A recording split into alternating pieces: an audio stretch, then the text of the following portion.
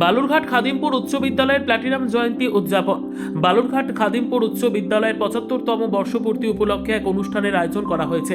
এই অনুষ্ঠানটি ৩রা জানুয়ারি থেকে ৭ই জানুয়ারি ২০২৬ পর্যন্ত চলবে। ৩রা জানুয়ারি শনিবার সকালে বালুরঘাট খাদিমপুর উচ্চ বিদ্যালয়ের ৭৫তম বর্ষপূর্তি বা প্ল্যাটিনাম জয়ন্তী উদযাপনের শুভ সূচনা আজ এক বর্ণাঢ্য প্রভাত ফেরির মাধ্যমে সম্পন্ন হলো। বিদ্যালয়ের বর্তমান ও প্রাক্তন ছাত্রছাত্রী, শিক্ষক শিক্ষিকা এবং শিক্ষানুরাগীরা এই প্রভাত ফেরিতে সামিল হয়েছিলেন। ৪ঠা জানুয়ারি রবিবার বিদ্যালয়ের প্রাক্তন ছাত্রদের পুনর্মিলন, রক্তদান শিবির, কুইজ এবং পুরস্কার বিতরণী অনুষ্ঠান অনুষ্ঠিত হবে।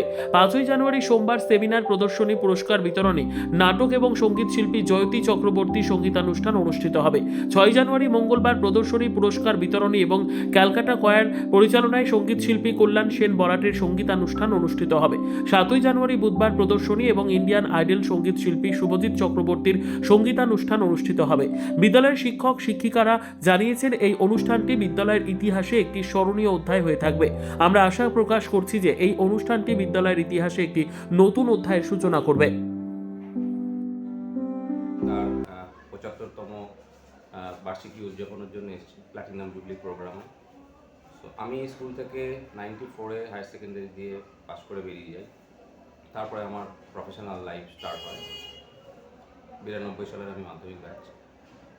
স্কুল আমাদের জীবনের প্রবাবলি বাড়ির পরে প্রথম ইম্পর্টেন্ট ইনস্টিটিউট, যেখানে আমরা ডিসিপ্লিন শিখি, যেখানে আমরা জীবনের সেকেন্ড সবচেয়ে বেশি সময় ব্যয় করি এবং প্রত্যেকটা টিচার আমাদের অনেক কিছু চলতে শেখায়। তারা আমাদের জীবনের মেন্টর, আর তাদের এই পরামর্শতেই আমরা আজকে এই জায়গায় প্রতিষ্ঠিত হতে পেরেছি। স্কুল ভীষণ নস্টালজিয়া। স্কুল আমার খুব বাড়ির কাছে ছিল। আমি ক্লাস 4 প্রাইমারি সেকশনেও এখানেই ছিলাম। তারপরে যখন পাস করে ক্লাস 5 শুরু হবে, তখন একটা টার্মোয়েল চলে। আমাদের বালুরঘাটে আরও কিছু প্রতিষ্ঠিত স্কুল আছে, সেখানে সবাই বলে যে না, ওই স্কুলে ভর্তি হতে হবে, ওখানে বেশি ভালো পড়াশোনা হয়। সো যাই হোক, সেখানে আমারও একটু রাজি ছিল না। আমার মনে হতো এত ভালো এনভায়রনমেন্ট, খেলতে পারি, এত বড় মাঠ আছে, বাড়ির কাছে, যখন খুশি চলে গেলাম।